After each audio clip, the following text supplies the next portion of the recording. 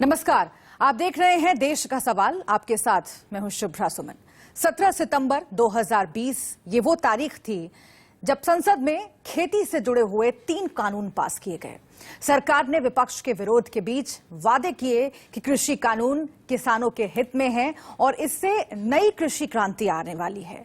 लेकिन इन कानूनों को लेकर विरोध प्रदर्शनों का जो दौर शुरू हुआ वो बदस्तूर जारी है। गाजीपुर बॉर्डर से लेकर पंजाब तक, करनाल से लेकर मुजफ्फरनगर तक और दिल्ली से लेकर हरियाणा तक ये विरोध प्रदर्शनों का सिलसिला थमने का नाम नहीं ले रहा है। सरकार और किसानों के बीच वार्ता के अब तक 11 दौर हो चुके हैं, लेकिन बात बनी नहीं और मामला जहां था वहीं पर अटका हुआ है। किसानों के नाम पर विपक्ष भी अपनी सियासी रोटियां सेक रहा है। कृषि कानूनों के विरोध में एनडीए से नाता तोड़ने वाले शिरोमणि अकाली दल ने आज दिल्ली में जोरदार प्रदर्शन किया, तो वहीं आम आदमी पार्टी ने आज काला दिवस मनाने का ऐलान किया। विरोध प्रदर्शनों के बीच कृषि कानूनों को लेकर पेंच वहीं पर अटका हुआ है। कृषि कानूनों के 1 साल, कितने सवाल और कितनी सियासत, इस पर हम चर्चा करेंगे अपने पैनल के साथ। लेकिन उससे पहले कृषि कानूनों पर विरोध प्रदर्शन की कुछ तस्वीरें आपको दिखाते हैं। तो कुछ आज की तस्वीरें हम आपको दिखाते हैं। दिल्ली में शिरोमणि अकाली दल के संसद मार्च का ऐलान किया गया और विरोध प्रदर्शन के दौरान भारी बवाल देखने को मिला। विरोध प्रदर्शनों के बीच दिल्ली की आम आदमी पार्टी भी शामिल रही। जनता पिसती रही, जगह जगह जाम लगे रहे जिससे लोग परेशान रहे।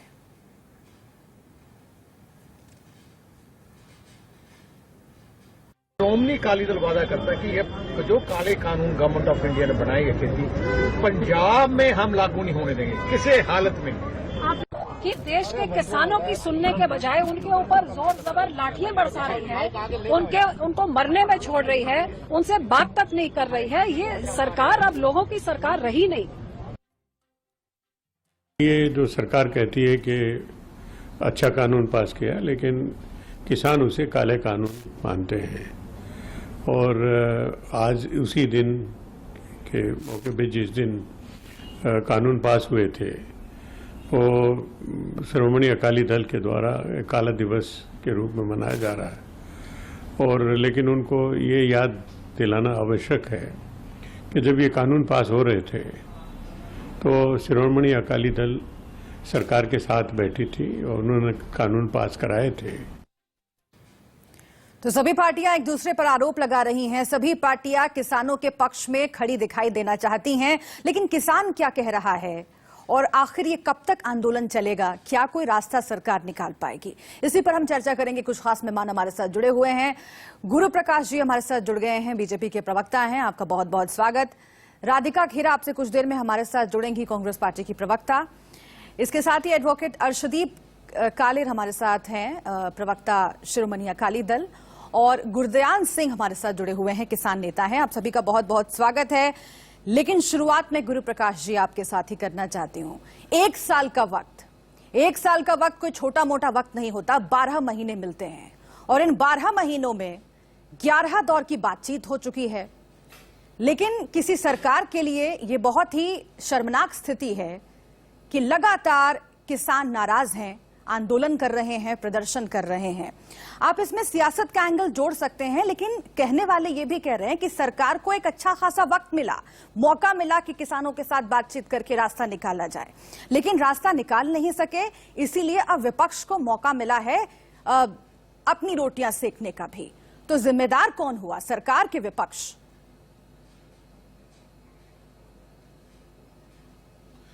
नहीं, देखिए शुभ्रा जी, सबसे पहले हमें यह समझने की आवश्यकता है कि अब का किसान कौन है। अब जो गतिरोध में बैठे हैं, और मैं इसको गतिरोध कहता हूं, मैं इसको आंदोलन नहीं कहता हूं। आंदोलन एक पवित्र शब्द होता है, आंदोलन संविधान में इंगित है, लेकिन जिस प्रकार की अनुशासनहीनता, जिस प्रकार की उदंडता, जिस प्रकार का हंगामा यहां पे आंदोलन या गतिरोध के नाम पे हुआ है, वो हम सबने देखा है। एक महिला के साथ दुष्कर्म हो, 26 जनवरी को लाल किले पे जो हुआ, ये पूरे देश ने देखा है। अब किसान पूरे देश के इस गतिरोध में बैठे हैं ऐसा तो नहीं है। हां, हरियाणा के कुछ जिले, पंजाब के कुछ जिले, कुछ अमीर किसान, कुछ रईस किसान, कुछ जमींदार किसान, कुछ जागीरदार किसान जरूर बैठे हैं। सरकार ने अपने तरफ से पूरा प्रयास किया शुभ्रा जी, पिछले 12 दौर की बैठक हुई है। 11 दौर की बैठक की बात आपने कही, एक बैठक गृह मंत्री अमित शाह जी के साथ भी हुई थी और सरकार ने अपनी मंशा को स्पष्ट किया है। कानून में आपको किस प्रावधान से दिक्कत है, कानून में आपको किस शब्द से दिक्कत है, क्लॉज बाय क्लॉज डिस्कशन के लिए सरकार तैयार है और सरकार ने एक खुला निमंत्रण भी दिया है। लेकिन बार बार यह कहना शुभ्रा जी काला कानून, यह तो हमारे संविधान के निर्माताओं के विरासत के साथ अपमान है, यह उचित नहीं है। और जिस प्रकार का व्यवहार किया जा रहा है, मैं तह में जाना नहीं चाहता हूं। अब जातीय आंदोलन है क्या, अब पर्टिकुलर धर्म के नाम पे किस प्रकार के कुछ नारे लग रहे हैं, वो उचित नहीं है। लेकिन किसान पूरे देश करके इस आंदोलन में है, ऐसा हमारा मानना नहीं है। लेकिन जो बहुत भी तरह के आरोप आपने उन लगा सबका दिए हम हैं, सम्मान करते हैं। और मुझे उनसे मैं लगता है आग्रह कि करता हूं, आपने आजादी बहुत शो के खुलकर माध्यम अपनी से बात भी। कही है गुरु प्रकाश जी, आपने बहुत खुलकर अपनी बात कही है। लेकिन सरकार उन्हीं लोगों से, उन्हीं किसानों से बातचीत भी कर रही है। आपने खुद ही कहा कि 12 दौर, एक बैठक और आपने जोड़ दी।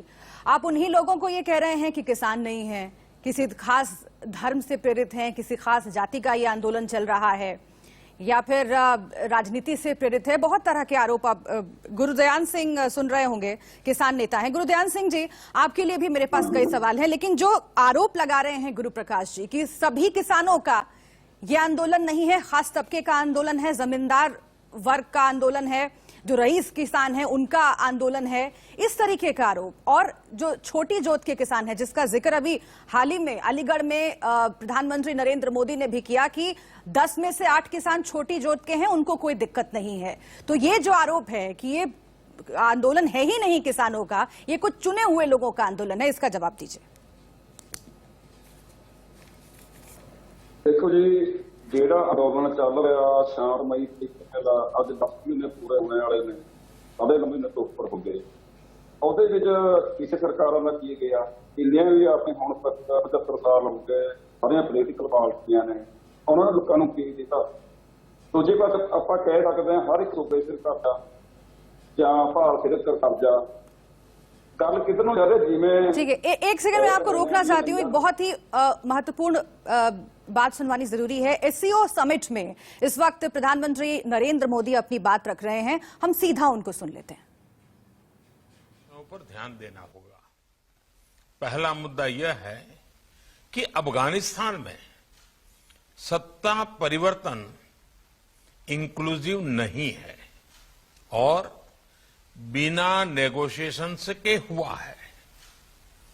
इससे नई व्यवस्था की स्वीकार्यता पर सवाल उठते हैं। महिलाओं तथा अल्पसंख्यकों सहित अफगान समाज के सभी वर्गों का प्रतिनिधित्व भी महत्वपूर्ण है और इसलिए यह आवश्यक है कि नई व्यवस्था की मान्यता पर फैसला ग्लोबल कम्युनिटी सोच समझकर और सामूहिक तरह से ले। इस मुद्दे पर भारत संयुक्त राष्ट्र की केंद्रीय भूमिका का समर्थन करता है। दूसरा विषय है कि अगर अफगानिस्तान में अस्थिरता और कट्टरवाद बना रहेगा तो इससे पूरे विश्व में आतंकवादी और एक्सट्रीमिस्ट विचारधाराओं को बढ़ावा मिलेगा।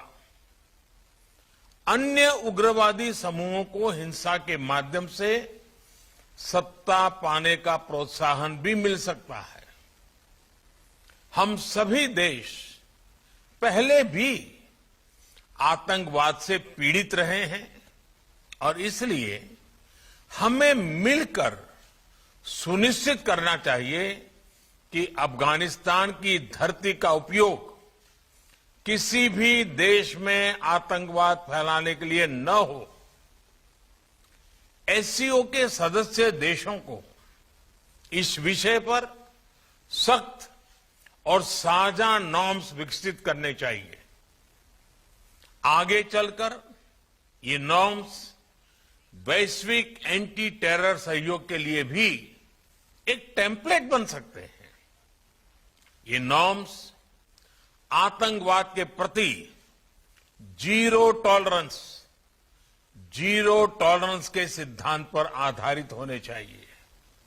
इनमें क्रॉस बॉर्डर टेररिज्म और टेरर फाइनेंसिंग जैसी गतिविधियों पर रोक लगाने के लिए एक कोड ऑफ कंडक्ट होना चाहिए और इनके एनफोर्समेंट की प्रणाली भी होनी चाहिए।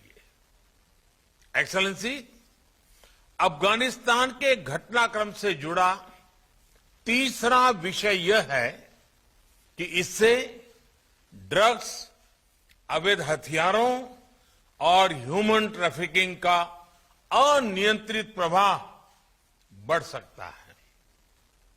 बड़ी मात्रा में एडवांस वेपन्स अफगानिस्तान में रह गए हैं। इनके कारण पूरे क्षेत्र में अस्थिरता का खतरा बना रहेगा। इन फ्लोज को मॉनिटर करने और इंफॉर्मेशन शेयरिंग बढ़ाने के लिए एससीओ रैट्स मैकेनिज्म्स सकारात्मक भूमिका निभा सकता है। इसी महीने से भारत इस संस्था की काउंसिल की अध्यक्षता कर रहा है। इस विषय पर हमने व्यवहारिक सहयोग के प्रस्ताव डेवलप किए हैं। चौथा विषय अफगानिस्तान में गंभीर ह्यूमैनिटेरियन क्राइसिस का है। फाइनेंशियल और ट्रेड फ्लोज में रुकावट के कारण अफगान जनता की आर्थिक व्यवस्था बढ़ती जा रही है। साथ में कोविड की चुनौती भी उनके लिए यातना का कारण है। विकास और मानवीय सहायता के लिए भारत बहुत वर्षों से अफगानिस्तान का विश्वस्त पार्टनर रहा है। इंफ्रास्ट्रक्चर से लेकर शिक्षा, सेहत और कैपेसिटी बिल्डिंग तक हर सेक्टर में और अफगानिस्तान के हर भाग में हमने अपना योगदान दिया है। आज भी हम अपने अफगान मित्रों तक खाद्य सामग्री, दवाइयां आदि पहुंचाने के लिए इच्छुक हैं। तो एससीओ समिट से आप सुन रहे थे प्रधानमंत्री नरेंद्र मोदी का संबोधन और उन्होंने फिर से एक बार कहा है कि आतंकवाद के मुद्दे पर कोई समझौता भारत आगे नहीं करेगा। इस समिट की बड़ी बातें आपको बताएंगे, लेकिन इस बीच एक और अहम खबर आ रही है। पीएम नरेंद्र मोदी के जन्मदिन पर रिकॉर्ड वैक्सीनेशन हुआ है। वैक्सीनेशन का आंकड़ा 2 करोड़ के पार पहुंच गया है। आज वैक्सीन की लगातार वैक्सीनेशन किया जा रहा है। 2 करोड़ डोज आज लगाने का लक्ष्य था। रात 12 बजे तक 2.5 करोड़ का लक्ष्य रखा गया है।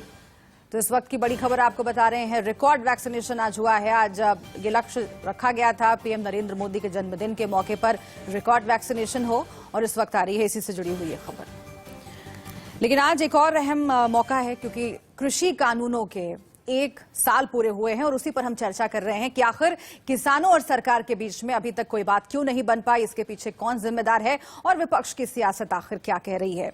हम फिर से एक बार अपने पैनल का रुख कर लेते हैं और गुरदयान सिंह जी, आप अपनी बात जरूर पूरी कीजिए, क्योंकि गुरु प्रकाश जी जो कि बीजेपी के प्रवक्ता हमारे साथ जुड़े हुए हैं, उन्होंने अपनी पहली टिप्पणी में कई आरोप लगाए हैं और खासतौर से ये कहा है कि जो किसान आंदोलन कर रहे हैं वो पूरे देश के किसानों का प्रतिनिधित्व नहीं करते हैं और खास मकसद से, सियासत से प्रेरित होकर बैठे हुए हैं और लगातार डिस्टर्बेंस पैदा कर रहे हैं।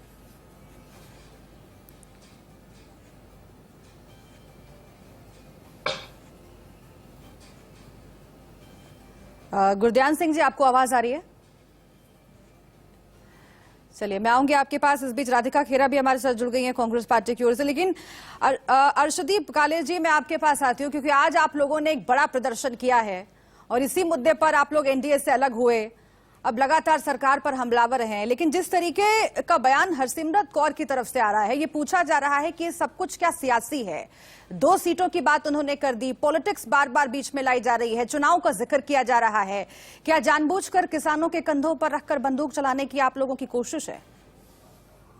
नहीं, श्रोमणी अकाली दल वो पार्टी नहीं है जो किसानों के कंधे पर रख के बंदूक चलाए। हमने तो किसानों के आगे बलिदान दिया, हमने तो अपनी कुर्सी तक कुर्बान कर दी। हम कुर्सी की लड़ाई वाली पार्टी नहीं है। और जो आज यहाँ पे बीजेपी के प्रवक्ता ने बोला, बेहद शर्मनाक है। जिस तरह की टिप्पणियां लगातार बीजेपी की तरफ से किसानों पे की जा रही हैं, किसान नेताओं पे की जा रही हैं, वो बेहद शर्मनाक है। और आज इन्होंने कहा कि वहां दुष्कर्म हुआ। मैं इनसे पूछता हूं कि दिल्ली में निर्भया कांड हुआ तो तब किसान आंदोलन चल रहा था। तब ये शर्मनाक जो लोग घटनाओं को अंजाम देते हैं, ये उनकी मानसिक स्थिति को दर्शाता है कि वो किस मानसिक गंदी मानसिक स्थिति का शिकार है। तो आप इन्हें और ऐसी घटनाओं को किसान आंदोलन से ना जोड़े। और जिन्होंने भी वो किया, मैं चैनल पे डिमांड करता हूं कि उन्हें पकड़कर सख्त से सख्त सजा मिलनी चाहिए। और दूसरी बात यह है कि आज 1 साल से देश का किसान मोदी सरकार के खिलाफ लड़ाई लड़ रहा है, जो 3 काले कानून ये थोपना चाहते हैं। तो डेमोक्रेसी में मैं इनसे ये पूछता हूं, ये आज बहुत बड़ी बड़ी बातें करते हैं। देश में कोरोना की लहर आई तो ये जो 3 कानून थे, ये बीजेपी के लिए क्या अपने लोगों की जान से भी ज्यादा कीमती थे?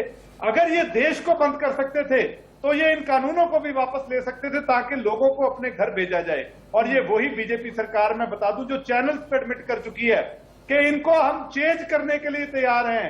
इसमें आप जो भी चेंजेस कर लें, तो आज इनका जो अड़ियल रुख है वो राधिका जी अपनी बात जरूर रखेंगे, लेकिन देखिए आपके विरोधी, अभी थोड़ी देर पहले पीएल पुनिया साहब का बयान मैं सुनवा रही थी और उन्होंने साफ कहा कि अगर अकाली दल इस तरीके का दावा कर रही है तो वो भी उतने ही जिम्मेदार है, क्योंकि जिस वक्त ये बिल पास हुआ था उस वक्त आप लोग सरकार में थे, उस वक्त चुप बैठे हुए थे। बाद में लगा कि भाई सियासत चमक सकती है इससे, तो सामने आ गए, मैदान में कूद गए। देखिए आ रही हूँ मैं राधिका जी, एक बार सुन लेते हैं अर्शदीप जी को, उसके बाद मैं आपके पास आऊंगी। अर्शदीप जी, कभी भी मैं लगातार हम चैनल्स पे कहते हैं कि हम लोग एनडीए का पार्ट थे और हमें प्रधानमंत्री मोदी और इनके कैबिनेट कलीग्स लगातार ये आश्वासन देते रहे कि जो किसानों की मांगे हैं वो माने बिना ये पार्लियामेंट में नहीं लाया जाएगा। और हमने स्थिति स्पष्ट कर दी थी। देखिए, विरोधी ने विरोध करना है, हम एनडीए का पार्ट थे तो हम किसानों की समस्या उन तक लेके जा रहे थे, और वही आज किसान जथेबंदियां भी कर रही हैं, उनसे बात कर रही है, हम भी बात कर रहे थे। लेकिन जब प्रधानमंत्री मोदी ने, बीजेपी ने हमें धोखा दिया, हमारी पीठ में खंजर भोंका, तो हमारे पास कोई चारा नहीं था। हमने मिनिस्ट्री भी छोड़ी, हमने एनडीए भी छोड़ा, सरकार से भी बाहर आए। ठीक है राधिका जी, छोटी सी टिप्पणी आपकी, क्योंकि ब्रेक का वक्त हो रहा है। हम हमेशा किसानी के साथ। राधिका जी आपका फर्स्ट कमेंट, क्योंकि फिर मैं ब्रेक पर जाऊंगी। यहाँ बैठे अकाली दल के प्रवक्ता को शर्म आनी चाहिए, क्योंकि शायद वो अच्छे से पढ़े नहीं आए और उनको यही नहीं पता, क्योंकि उनकी ही मालकिन हरसिमरत कौर बादल जी उस कमेटी में थी जिन्होंने ये 3 काले कानून बनाए, और उसके बाद पूरे शहर के पूरे देश में आपके बीच में नहीं बोल रही, चुप करके सुनिए, आप चुप करके सुनिए, मैं आपके देखिए ऐसे चर्चा नहीं होती, मैं किसी की बीच में बोली। झूठ ना बोले, आप चैनल पे झूठ बोल रही हो। एक सेकंड अर्शदीप जी आपने अपनी बात रखी, एक बार सुन लीजिए। ठीक है अर्शदीप जी आपने अपनी बात रखी, एक बार सुन लीजिए। झूठ बोलना बंद करें। अच्छा एक सेकंड, वो दर्शक फैसला कर लेंगे कौन सच बोल रहा है कौन झूठ। एक बार उनको सुन लीजिए, फिर आपको मैं मौका दूंगी वापस। राधिका जी, मैं बात कंप्लीट करती हूँ। इन्हीं की मालकिन हरसिमरत कौर बादल जी पूरे देश भर में घूमी थी और गिनवा रही थी और बड़े बड़े चैनल को इंटरव्यू दे रही थी और कह रही थी कि किस तरीके से ये तीनों कानून जो है किसान हितैषी है। वो तो क्या हुआ ना कि पंजाब में लोगों ने इनको गांव में घुसना नहीं दिया, पंजाब में इनके एमएलए हो चाहे इनके ठीक लीडर है, हो, लेकिन दर्शक भी समझ रहे होंगे कि देखिए इलेक्शंस का कितना असर पड़ रहा है इस डिबेट पर, कि कांग्रेस पार्टी बीजेपी पर मुखर रहती है, बीजेपी पर खूब हमलावर रहती है, लेकिन आज जो प्राथमिकता है वो अकाली दल लग रहा है। और इसकी सीधी वजह जो है वो ये है कि पंजाब में चुनाव आने वाले हैं। हम समझने की आगे भी कोशिश करेंगे कि आखिर इसमें सवाल कितने हैं और सियासत कितनी है, बवाल कितना है। एक छोटे से ब्रेक के लिए रुक रहे हैं। तमाम खास मेहमान हमारे साथ जुड़े हुए हैं, आप रहिए हमारे साथ।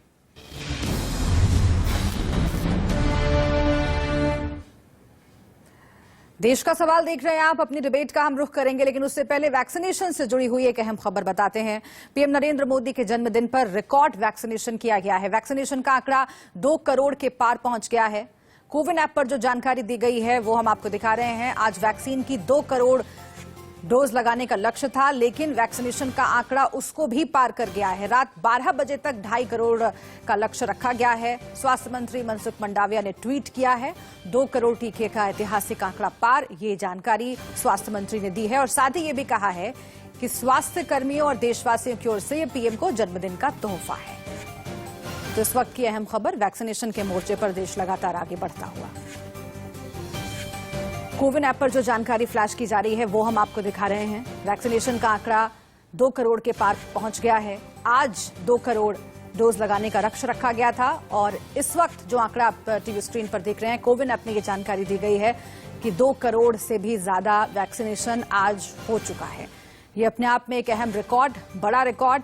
वैक्सीनेशन को लेकर लगातार सरकार जागरूक है, लोगों को जागरूक करने की कोशिश होती रही और नतीजा ये है कि अब धीरे धीरे वैक्सीनेशन की रफ्तार बढ़ी है और आज एक खास रिकॉर्ड कायम किया गया है, खासतौर से प्रधानमंत्री नरेंद्र मोदी के जन्मदिन के मौके पर, ताकि आगे वैक्सीनेशन की रफ्तार इसी तरीके से बढ़ाई जा सके। कृषि कानून के 1 साल पूरे हो गए हैं, अभी तक सरकार और किसानों के बीच में कोई हल नहीं निकला है और इसी पर हम चर्चा कर रहे हैं कि आखिर कितने सवाल हैं इस आंदोलन से जुड़े हुए, किसानों के कितने सवाल हैं, सरकार के कितने सवाल हैं और विपक्ष कितनी सियासत कर रहा है। फिर से एक बार हम पैनल का रुख कर लेते हैं और गुरदयान सिंह जी, आप अपनी बात पूरी नहीं कर पाए थे पहले हिस्से में। मैं चाहती हूं कि आप अपनी बात पूरी करें, फिर मैं गुरुप्रकाश जी के पास जाऊंगी, क्योंकि आरोप लग रहे हैं कि जो आंदोलन चल रहा है, 1 साल कृषि कानूनों के हो गए, लेकिन उसके बाद जो आंदोलन शुरू हुआ वो लगातार चल रहा है। मुजफ्फरनगर में बड़ी पंचायत भी हुई। 2 आरोप आप लोगों पर लग रहे हैं, एक तो ये कि एक खास तबका है किसानों का, वो ही प्रदर्शन कर रहा है, और दूसरा सियासी है ये आंदोलन। देखो जी, सारे ਸਰੋਤਿਆਂ ਨੂੰ मैं दसना चाहना, जे यह अंदोलन सियासी हुंदा तां इन्ना टाइम टिक नहीं सकदा, क्योंकि ਇਹਦੇ ਉੱਪਰ पूरे वर्ल्ड ਦੀ ਨਿਗਾਹ ਆ। ਪੰਜਾਬ ਇੱਕ ਛੋਟਾ ਸੂਬਾ ਹੋਣ ਦੇ ਬਾਵਜੂਦ ਉਹਨੇ ਪੁਰਾਣੇ ਟਾਈਮ ਦੇ ਵਿੱਚ ਜਦੋਂ ਜ਼ਮੀਨਾਂ ਬੇਬਾਦ ਤੀਆਂ, ਮਾਰੂ ਜ਼ਮੀਨਾਂ ਤੀਆਂ, ਉਸ ਟਾਈਮ ਵੀ ਪੂਰੇ ਭਾਰਤ ਦੇ ਲੋਕਾਂ ਦਾ ਢਿੱਡ ਭਰਿਆ ਮਿਹਨਤ ਕਰਕੇ। ਉਹਨੇ ਨਾ ਦਿਨ ਦੇਖੀ ਨਾ ਰਾਤ ਦੇਖੀ। ਦੂਜੇ ਪਾਸੇ ਚਾਹੇ ਬਲਦਾਂ ਦੀ ਖੇਤੀ ਦੀ ਕਿਸੇ ਵੀ ਤਰੀਕੇ ਗੈਲ, ਜਿਵੇਂ ਵੀ ਸਰਕਾਰਾਂ ਨੇ ਪੂਰੇ ਭਾਰਤ ਦਾ ਉਹਨੇ ਅੰਨ ਪੈਦਾ ਕਰਕੇ ਢਿੱਡ ਭਰਿਆ। ਆਪਾਂ ਕਿਸਾਨ ਇੱਕ ਅੰਨਦਾਤਾ ਆ, अन्नदाता ने उस टाइम इन्ना माड़ा वक्त कट्टिया। अज जे जमीनां सखालियां हो गई, कारपोरेट घराणिਆਂ ਨੂੰ दिखण लग गईयां। ਜਦੋਂ कि ਆਪਾਂ ਹੁਣ कोरोना टाइम ਦੇ ਵਿੱਚ 1 साल ਦੀ ਗੱਲ ਕਰਦੇ ਆ, ਇਹਦੇ ਵਿੱਚ ਸਾਰੇ ਬਿਜ਼ਨਸ ਬੰਦ ਹੋ ਗਏ ਤੇ ਖਾਣ ਪੀਣ ਵਾਲੀਆਂ ਚੀਜ਼ਾਂ ਸਿਰਫ ਜਿਹੜੀ ਕਿਸਾਨੀ ਦੀ ਖੇਤੀ ਉਵੇਂ ਚੱਲੀ ਆ। ਉਸੇ ਕਰਕੇ ਜਿਹੜੇ ਕਾਰਪੋਰੇਟ ਘਰਾਂ ਦੀ ਨਿਗਾਹ ਪੈ ਗਈ ਵੀ ਬਾਕੀ ਬਿਜ਼ਨਸ ਬੰਦ ਹੋ ਸਕਦੇ ਨੇ। ਜੇ ਆਪਾਂ ਖਾਣ ਪੀਣ ਵਾਲੀ ਚੀਜ਼ਾਂ ਵੀ ਕਬਜ਼ਾ ਕਰ ਲਈਏ ਤਾਂ ਪੂਰੇ ਭਾਰਤ ਦੇ ਲੋਕਾਂ ਆਪਾਂ ਕਬਜ਼ਾ ਕਰ ਲਾਂਗੇ। ਦੂਜੇ ਪਾਸੇ ਜਿਵੇਂ ਮੈਂ ਹੁਣ ਤੱਕ ਸਾਡੇ ਜਿਹੜੇ ਸਾਰੇ ਚੁਣੀਆਂ ਹੋਈਆਂ ਸਰਕਾਰਾਂ ਨੇ ਅੰਗਰੇਜ਼ਾਂ ਦੇ ਰਾਜ ਤੋਂ ਬਾਅਦ, ਪਹਿਲਾਂ ਅਸੀਂ ਅੰਗਰੇਜ਼ਾਂ ਨਾਲ ਲੜੇ, ਉਸ ਤੋਂ ਬਾਅਦ ਸਾਡੇ ਅਸੀਂ ਪੋਲੀਟੀਕਲ ਪਾਰਟੀਆਂ ਦੇ ਇਹਨਾਂ ਦੇ ਗੁਲਾਮ ਬਣ ਗਏ। 75 ਸਾਲਾਂ ਦੇ ਵਿੱਚ ਮੈਨੂੰ ਇਹ ਦੱਸਣਾ ਵੀ ਇੱਕ ਵੀ ਸਾਡਾ ਲੀਡਰ ਇੰਨਾ ਪੜ੍ਹਿਆ ਲਿਖਿਆ ਨਹੀਂ ਤਾਂ ਵੀ ਭਾਰਤ ਸਰਕਾਰ ਤੇ ਕਰਜ਼ਾ ਕਿਉਂ ਆ। ਜੇ ਤਾਂ ਆਪਾਂ ਆਮਦਨ ਲੱਗ ਦਿੰਦੇ ਆ 82 ਲੱਖ ਕਰੋੜ ਦੀ ਆ, ਜਿਹੜਾ ਖਰਚਾ 1 ਕਰੋੜ 62 ਲੱਖ ਕਰੋੜ ਦੇ ਲਗਭਗ ਬਣਦਾ, ਵੀ ਜਦੋਂ ਆਪਾਂ ਨੂੰ ਇੰਨੀ ਆਮਦਨ ਨਹੀਂ, ਜਿਹੜੇ ਖਰਚੇ हो किस तरह गरीब जनता पर, जदों के हर एक देश। ठीक है, आप रहिएगा हमारे साथ। लेकिन गुरुप्रकाश जी, अब सवाल तो ये है कि आप लोग बार बार कहते हैं कि ये सियासी आंदोलन है, लेकिन अगर पंजाब में हरसिमरत कौर ये कह रही हैं कि 2 सीटों पर सिमट जाएगी बीजेपी, अगर ये कहा जा रहा है उत्तर प्रदेश में कि वहां पर बहुत नुकसान होने वाला है बीजेपी को और बड़ी बड़ी महापंचायतें हो रही हैं, वहां से कई ऐलान हो रहे हैं और किसान आंदोलन एक बड़ा मुद्दा रहने वाला है, तो ये जो जिस नाराजगी की आप बात कर रहे हैं, जिस नाराजगी की बात हो रही है, आखिर उसे पैदा क्यों होने दिया गया? क्यों अब तक कोई हल नहीं निकाला गया? ये सवाल, और जो सवाल अर्शदीप जी ने उठाया है, आपने जिस तरीके से कहा कि ये किसान आंदोलन में जिस तरीके के किसान संलिप्त हैं, वहां पर दुष्कर्म हो रहा है, वहां पर तमाम तरह के गलत काम हो रहे हैं, उस पर कहना है कि अन्नदाता का अपमान करते हैं आप लोग ये कहकर।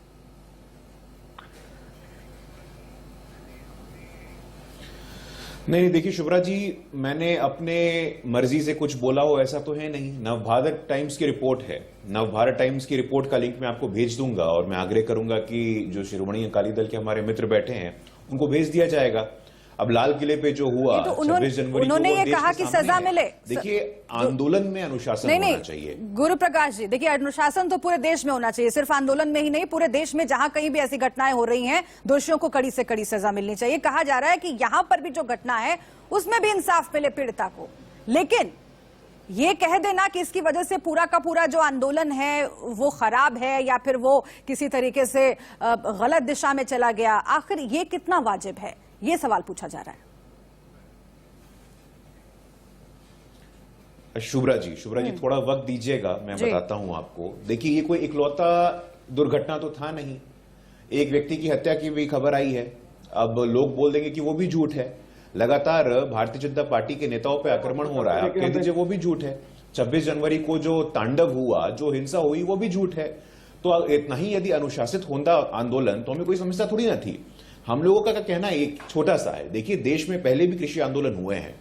चौधरी चरण सिंह जी के समय आंदोलन हुआ था, चौधरी महेंद्र सिंह टिकैत जी के समय आंदोलन हुआ था। आंदोलन का एक नेतृत्व हुआ करता था, आंदोलन में एक नीति हुआ करती थी, आंदोलन में अनुशासन हुआ करता था। हमारी मांगे पूरी हो चाहे जो मजबूरी हो, देश इससे नहीं चलता है। देश के हित में करेंगे काम, काम के लेंगे पूरे दाम।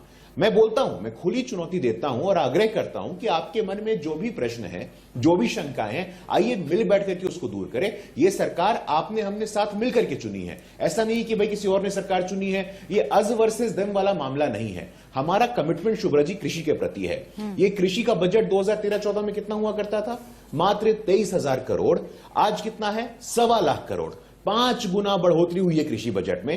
प्रधानमंत्री फसल बीमा योजना हो, प्रधानमंत्री किसान सम्मान निधि योजना हो, किसान क्रेडिट कार्ड योजना हो, मेरे पास पूरी अर्शदीप जी जल्दी से जवाब दीजिए, फिर मैं जाऊंगी राधिका जी के पास। मैं क्या आपको बता देता हूं एक बार, अगर आप कहें तो मुझे बता, 10 सेकंड का समय। ठीक है, अर्शदीप जी से एक बार जवाब ले लें, फिर गुरुप्रकाश जी मैं आती हूँ आपके पास। एक बार जवाब ले लेते हैं। मैं तो गुरुप्रकाश जी से पूछना चाहता हूँ कि ये चीज समझा क्यों नहीं रहे हैं? हरियाणा की सरकार तो बीजेपी की है, वहां मुख्यमंत्री का हेलीकॉप्टर तक नहीं उतरने देते। और अगर ये किसानों के प्रति इतनी अच्छी सरकार है, इतनी संवेदना रखती है किसानों के साथ, तो ये आंदोलन इतने देश भर में ये आंदोलन क्यों हो रहा है? और जो बात यहाँ पे बैठी कांग्रेस की प्रवक्ता कर रही थी, मैं कहता हूं कि एक तो भाषा की मर्यादा रखें। इन्हें शायद पता नहीं है कि ये जो कमेटी थी, इसके कैप्टन अमरिंदर सिंह और कांग्रेस के कमलनाथ ये मेंबर थे, ऑन रिकॉर्ड है। सो आप झूठ मत बोलें। और जो मालकिन का कल्चर है वो अकाली दल में नहीं है, मालकिन का कल्चर कांग्रेस में है। सोनिया गांधी आपकी मालकिन होगी। सो ऐसे शब्द आप अपनी पार्टी में करें। और तीसरी मैं बड़ी बात पूछता हूं, अगर आज श्रोमणी अकाली दल किसानों के हक में दिल्ली में एक पीसफुल शांतमयी मार्च निकाल रहा है, किसान जथेबंदियां उसका स्वागत कर रही हैं, राज्यपाल जी ने स्वागत किया और किसान जथेबंदियों ने स्वागत किया, तो कांग्रेस क्यों विरोध कर रही है?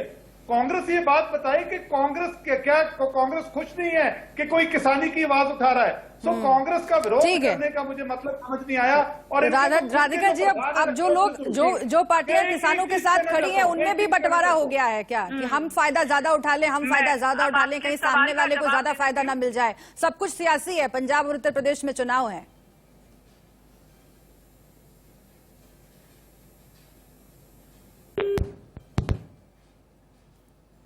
राधिका जी, आपकी आवाज नहीं पहुंच रही है।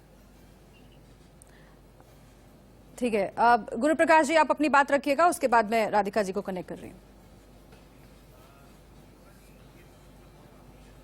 जी, शुभ्रा जी, ये समझना बहुत आवश्यक है कि जब हम कहते हैं कि छोटा किसान देश किसान, उसके पीछे हमारी प्रतिबद्धता क्या है। मैं बताना चाहता हूं आपको कि एमएसपी का भुगतान का क्या आंकड़ा रहा है। बार बार ये भ्रम फैलाया जाता है, ये भ्रांति फैलाई जाती है और एक झूठा नैरेटिव बनाने का प्रयास किया जाता है। आज ऑन रिकॉर्ड में आपके शो पे इन आंकड़ों को रखना चाहता हूं कि 13-14 से लेकर के 20-21 में अंतर क्या हुआ है। धान की यदि आप बात करें तो ये भुगतान की बात कर रहा हूं, और यदि मेरे आंकड़े गलत हो तो मुझे आप चुनौती दे सकते हैं, आप डिस्प्यूट कर सकते हैं। धान की जहां तक बात करें तो 2009 से लेकर के 2014 तक एमएसपी का कितना भुगतान हुआ था? 2,06,000 करोड़। अब धान की बात करिए, 15 से लेकर के 2020 तक 4,95,000 करोड़ ये धान में एमएसपी का भुगतान हुआ है किसान भाइयों को। अब गेहूं की बात करिए, गेहूं 2009 से लेकर के 2014 तक 1,68,000 करोड़ का भुगतान हुआ था। अभी कितना हुआ है 2014 से लेकर के 2020 तक? 2,90,000 का। दाल का आंकड़ा और इंटरेस्टिंग है, ये आखिरी आंकड़ा है, इससे आगे मैं आंकड़ा नहीं दूंगा। दाल में देखिए 2013-14 में 326 करोड़ हुआ था, 2021 में 10,000 करोड़ हुआ है। ठीक है, तो ये गुरदयान जी इसका जिक्र प्रधानमंत्री मोदी ने भी अलीगढ़ की जमीन से किया था। योजना और जो बात अभी बीजेपी के प्रवक्ता कह रहे हैं कि आप लोगों की यही मांग है कि एमएसपी की गारंटी, लेकिन एमएसपी जो पहले सरकारों में मिलती थी उससे ज्यादा तो अब मिल रही है। दिक्कत क्या है? नहीं मैडम जी, जे सानू एमएसपी सही तरीके ਨਾਲ ਮਿਲਦੀ ਤਾਂ ਕਾਹਨੂੰ ਜ਼ਰੂਰਤ ਨਹੀਂ ਸੀ। ਹੁਣ ਮੱਕੀ ਦਾ ਲਾ ਲਓ, ਪਿੱਛੇ 1850 ਐਮਐਸਪੀ ਰੇਟ ਆ, ਵਿਕੀ ਕੀ 700 ਨੂੰ 800 ਨੂੰ। ਕਿਸਾਨ ਜਾਣ ਕਿੱਧਰ? ਐਵੇਂ ਹੀ ਯੂਪੀ ਦੇ ਵਿੱਚ ਐਮਪੀ ਦੇ ਵਿੱਚ ਚਨੇ ਦੀ ਲਾ ਲਓ, ਕੁਛ ਫਸਲ ਵਿਕਦੀ ਛੱਤੀਗੜ੍ਹ ਵਿੱਚ ਆਪਾਂ ਦੇਖ ਸਕਦੇ ਹਾਂ। ਸਰਕਾਰ ਨੇ ਇੱਕ ਤੈਅ ਕਰਤਿਆ, ਮੰਨ ਲਓ ਧਾਨ ਦੀ ਖੇਤੀ ਦੇ ਵਿੱਚ 25 ਕੁਆਂਟਲ ਉਸ ਕਿੱਲੇ ਦੀ ਏਕੜ ਦੀ ਪੈਂਦੀ ਆ, ਸਰਕਾਰ ਤੈਅ ਕਰ ਵਿੱਚ 15 ਕੁਆਂਟਲ ਲਵਾਂਗੇ 1 ਏਕੜ ਮਗਰ। ਬਾਕੀ ਜਿਹੜੇ ਤਾਂ 10 ਕੁਆਂਟਲ ਬਚਦੇ ਨੇ ਉਹ ਚਾਹੇ 800 ਨੂੰ ਵੇਚੇ ਜਾਂ 1000 ਨੂੰ ਵੇਚੇ, किससे एमएसपी की गारंटी? ठीक है, कुल मिलाकर जो बात समझ में आ रही है, मुझे और दर्शकों को भी जो बात समझ में आ रही है वो ये कि कागजों पर कहना एक बात है, लेकिन जमीन पर एमएसपी क्या मिल पा रही है किसानों को, ये बहुत महत्वपूर्ण सवाल है। मैं आती हूँ आप लोगों के पास, लेकिन राधिका जी बहुत देर से इंतजार कर रही है। राधिका जी, आप मुझे सुन पा रही हैं? अपनी बात रखिए, जो आरोप आप पर लगाए गए कांग्रेस पार्टी पर। देखिए, मुझे तो समझ नहीं आता कांग्रेस पार्टी पे क्या आरोप। पहली बात मैं क्लियर कर दूं, 28 तारीख को पूरे देश ने, कि नहीं पूरे विश्व ने वो मंजर देखा था जब इन भाजपा की सरकार के मुख्यमंत्री ने अपने एसडीएम को ऑर्डर दिया था और कहा था कि किसानों के सर फोड़ दो।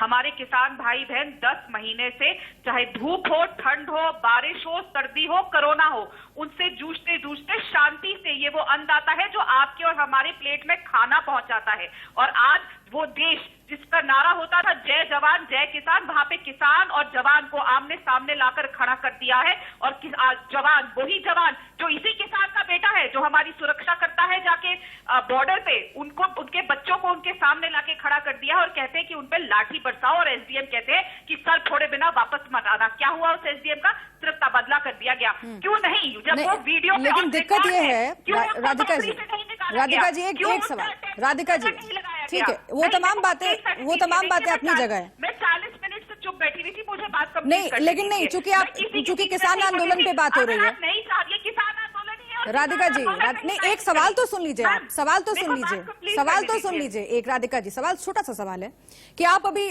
कह रही हैं कि आप लोग किसानों के साथ खड़े, लेकिन किसान आपसे भी नाराज हैं। अमरिंदर सिंह ने, आपके मुख्यमंत्री ने भरे मंच से ये कहा कि भाई यहां पर किसान आंदोलन कर रहे हैं तो बड़ी दिक्कत आ रही है हमें, आप जाइए दिल्ली हरियाणा आंदोलन करिए, यहां पर मत करिए। ऐसी भाषा तो आप लोग भी बोल रहे हैं। मतलब सामने वाले के लिए दिक्कत हो तो बहुत बढ़िया, लेकिन हमारे लिए दिक्कत हो तो हम सत्ता का अहंकार जाग जाता है क्या? देखिए, मैं बोल लूं इससे पहले आप फिर मुझे टोके जी। पंजाब की सरकार हो, छत्तीसगढ़ की सरकार हो, राजस्थान की सरकार हो या कांग्रेस की सरकार, कहीं पे भी हो, हम किसानों के साथ हैं। और हमारे लिए हमारा किसान अन्नदाता आदरणीय है और हम उनकी सारी मांगे पूरे करते हैं। और अभी आपने हाल ही में देखा था किस तरीके से सारी उनकी बातें और लोन माफ करे जाते हैं। कांग्रेस पार्टी किसानों की पीठ पे छुरा नहीं भोंकती, इसलिए वहां पे उनको आंदोलन करने की जरूरत नहीं है। और पंजाब हो या कोई, ये भी आप तय कर लीजिए राधिका जी, ये भी आप लोग तय कर लीजिए कि किसान कहां पर आंदोलन करें और कहां पर नहीं। आप किसी के बीच में नहीं बोली ना, मैं सरकार में हूं, तो अगर आप बार बार मुझ पे ही आरोप लगाना नहीं, लेकिन सवाल तो ये है ना कि आप लोग थोड़ी तय करेंगे कि आंदोलन कहां पर किसान करेंगे।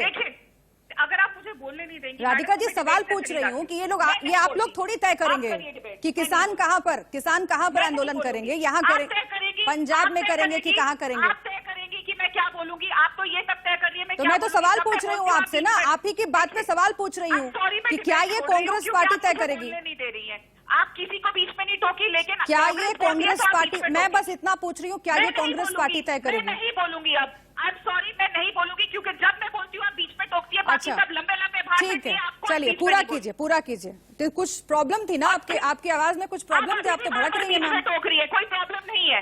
अच्छा, दूसरी बात, अकाली की बात करती हूँ, ये जो बात कर रहे हैं ना आपस में, जो इनका षड्यंत्र है। और आपने भी बोला कि हमें अकाली से प्रॉब्लम है। हम अकाली के साथ ना कभी थे ना कभी होंगे, क्योंकि उन्होंने पंजाब के युवा को खत्म किया, पंजाब के किसान को खत्म किया। वो पंजाब जो इतना महान प्रदेश है, उसके युवाओं को इन्होंने नशे में धकेल दिया। ऐसे लोगों के साथ हम जुड़ेंगे। और ये बात करते हैं कि बीजेपी की 2 सीट, ठीक है, मैं आपकी बात का जवाब गुरदयान जी से ले लेती हूँ। गुरदयान जी, अमरिंदर सिंह ने जो कहा, ठीक है, एक सेकंड आ रही हूँ। गुरदयान जी एक बार बोल ले, एक सेकंड। साहब के ऊपर हमला, अरे किसान को तो बोलने दीजिए, आप लोग पूरी सियासत यहीं पर चमका लीजिएगा तो कैसे काम चलेगा? किसान को बोलने दीजिए ना, सारी सियासत यहाँ पर चमका लीजिएगा तो कैसे काम चलेगा? फिर तो यही लगेगा दर्शकों को कि भाई किसान को नहीं बोलने दे रहे हैं आप लोग। गुरदयान जी, अमरिंदर सिंह के बयान पर आपका क्या कहना है? उन्होंने कहा कि भाई यहाँ पर मत करिए, हमें दिक्कत होती है, जाइए दिल्ली और हरियाणा में आंदोलन करिए। देखो जी, काली कांग्रेस की गल नहीं करता मैं, जिन्ने भी हुण तक 75 सालों तो पोलीटिकल पार्टी जिन्नियां भी ने, सारियां किसान विरोधी रहियां ने। ਉਹਦੇ ਵਿੱਚ ਆਪਾਂ ਸਿੱਧੀ ਦੀ ਗੱਲ ਆ ਤੇ ਦੇਖੋ, ਕਿਸਾਨ ਇੱਕ ਅੰਨਦਾਤਾ, ਪੁਰਾਣੇ ਟਾਈਮ ਦੇ ਵਿੱਚ ਅਸੀਂ ਇਹਨਾਂ ਨੂੰ ਚੁਣ ਕੇ ਉੱਪਰ ਭੇਜ ਦਿੰਦੇ ਵੋਟਾਂ ਪਾ ਕੇ ਵੀ ਦੇਸ਼ ਨੂੰ ਇਹ ਚਲਾਉਣਗੇ, ਸਾਡੀ ਰੱਖਿਆ ਕਰਨਗੇ। ਅਸੀਂ ਤਾਂ ਸਿਰਫ ਅੰਨ ਉਗਾਉਣਾ ਹੀ ਜਾਣਦੇ ਸੀ, ਸਾਨੂੰ ਜ਼ਰੂਰਤ ਹੁੰਦੀ ਹੈ ਕੰਮ ਕਰਨ ਦੀ। ਪਰ ਜਦੋਂ ਦੇ ਇਹ ਕਾਲੇ ਕਾਨੂੰਨ ਥੋਪੇ ਨੇ, ਜੇ ਆਪਾਂ ਕਾਂਗਰਸ ਸਰਕਾਰ ਦੀ ਗੱਲ ਕਰਦੇ ਆ, ਉਹ ਵਿਰੋਧੀ ਧਿਰ ਸੀ, ਉਸ ਟਾਈਮ ਉਹਨਾਂ ਨੂੰ ਵੀ ਸੋਚਣਾ ਚਾਹੀਦਾ था। ਜੇ ਆਪਾਂ ਅਕਾਲੀ ਦਲ ਦੀ ਗੱਲ ਕਰਦੇ ਆ, ਉਹ ਗਠਬੰਧਨ ਦੇ ਵਿੱਚ ਸੀ। ਜੇ ਪੰਜਾਬ ਸਰਕਾਰ ਦੀ ਗੱਲ ਕਰਦੇ ਆ, सियासत कर रहे हैं सब अर्शदीप जी, कुल मिलाकर बात यही है कि अपनी अपनी रोटी बस सेक ली जाए चुनावों से पहले। अर्शदीप जी, मैम, रोटी वो लोग सेकते हैं जिनके पास कुछ नहीं होता। मैं तो फिर कह रहा हूं कि श्रोमणी अकाली दल के पास तो 4 साल की कुर्सी बची हुई थी, जो प्रधानमंत्री के बाद सबसे पावरफुल होती है, कैबिनेट मिनिस्टर ऑफ इंडिया की। हमने अपना फर्ज समझा क्योंकि हम किसानों की पार्टी हैं। लेकिन ये जो जहां बैठे हैं, राधिका जी, मैं सिर्फ इनसे एक सवाल करता हूं कि इनके जो पंजाब प्रदेश के प्रधान है नवजोत सिद्धू, उन्होंने तो खुद कैप्टन अमरिंदर सिंह पे सवाल उठाए हैं कि जो कृषि कानूनों में इन्होंने शोध करके पंजाब में माना है वो किसानों के साथ धोखा है। कैप्टन अमरिंदर सिंह कहते हैं कि किसानी आंदोलन से पंजाब को आर्थिक स्थिति खराब हो रही है। तो ये कांग्रेस के जो प्रवक्ता हैं, ये किस बात पे यहाँ पे बैठ के डिफेंड कर रहे हैं, मुझे समझ से बाहर। बीजेपी के लिए मैं एक चीज कहनी चाहता हूं कि ये पहले देशद्रोही के, देशभक्त के सर्टिफिकेट बांटते थे, आज ये चैनल पे बैठ के किसान हितैषी, और कौन किसान होगा ये बीजेपी नहीं तय करेगी। वक्त मेरे पास बहुत कम है। देशभक्त का सर्टिफिकेट तो पता नहीं कहां से मिलेगा। राधिका जी आप बोलिए पहले। राधिका जी आपका जवाब। राधिका जी, मैं फिर बोल चुकी। नरेंद्र मोदी जी जब मुख्यमंत्री थे गुजरात के, उन्होंने कहा था कि एमएसपी लिखित तौर में गारंटी दी जानी चाहिए कानूनी तौर पर। प्रधानमंत्री बनते बनते ऐसा क्या हो गया कि प्रधानमंत्री नरेंद्र मोदी खुद स्वयं के कहे हुए बोल मुख्यमंत्री के तौर पर नहीं मानते? ऐसा क्या है और ऐसी क्या किसानों ने कर दिया जो उनके लिए ऐसे ऑर्डर दिए गए कि उनका सर लाठियों से फोड़ा जाए? और क्यों आज तक उस आदमी को अरेस्ट नहीं किया गया? क्योंकि ये सीधा सीधा अटेम्प्ट टू मर्डर है। और क्या ये बार बार अकाली और भाजपा का ड्रामा होता है पंजाब को लेकर? अरे आप लोगों को अस्तित्व नहीं है और छोड़ दीजिए हमारी पार्टी क्या कर रही है। किसान देख रहा है और देश देख रहा है, हमें बताने की जरूरत नहीं है कांग्रेस सरकारें क्या कर रही है, क्योंकि चाहे छत्तीसगढ़ का किसान हो, पंजाब का किसान हो, वो वहां पे बहुत खुश है। जो खुश नहीं है वो आप लोगों की वजह से। पहले आपने किसानों को, गुरुप्रकाश जी, पंजाब का किसान बहुत खुश था, लेकिन हाँ नहीं ठीक है, मेरे पास वक्त भी कम है ना। गुरुप्रकाश जी, केंद्र सरकार क्यों नहीं मान रही है? नहीं, देखिए, मैं टीका टिप्पणी करने में भरोसा नहीं रखता हूं नहीं, देखिए शुभ्रा जी, मैं टीका टिप्पणी करने में भरोसा नहीं रखता हूं, लेकिन एक बात यहां ऑन रिकॉर्ड रखना जरूरी है। कांग्रेस ने राजस्थान में क्या प्रॉमिस किया था? 10 दिन में किसानों का कर्ज माफ किया जाएगा। 3 साल हो गए, वो 10 दिन खत्म नहीं हुए उनके। किसान की जमीन अखबार में खबर छपवा करके कुर्की की जा रही है। मैं बताना चाहता हूं छत्तीसगढ़ में क्या स्थिति है, पंजाब में क्या स्थिति। तो कांग्रेस के पास कोई नैतिक अधिकार नहीं है। इस देश का किसान भारतीय जनता पार्टी के साथ था, है और आगे भी रहेगा। और जो मेरे भाई और बहन गतिरोध में शामिल हैं, मैं उनसे पुनः आग्रह करूंगा, कानून में क्या दिक्कत है, कानून में क्या समस्या है, आप लिखित तौर पे दीजिए। सरकार बातचीत करने को तैयार थी और आगे भी रहेगी। तो सबका है कि किसान उनके साथ हैं, लेकिन गुरुप्रकाश जी भूलिएगा मत कि मुजफ्फरनगर में जो बड़ी संख्या जुटी थी वो भी ध्यान में रखना जरूरी है, और उसका कितना असर होगा यूपी इलेक्शंस में वो तो देखने वाली बात होगी। लेकिन किसान आंदोलन एक बड़ा मुद्दा निकल कर आ रहा है। 1 साल आज पूरा हुआ, उस पर सियासत कितनी हुई है उस पर हम चर्चा कर रहे थे। बहुत शुक्रिया आप सभी का इस डिबेट में शामिल होने के लिए। वक्त मेरे पास इतना ही है, आगे भी तमाम अहम खबरें जारी रहेंगी, लेकिन एक छोटे से ब्रेक के लिए हम रुक रहे हैं। आप देखते रहिए इंडिया न्यूज।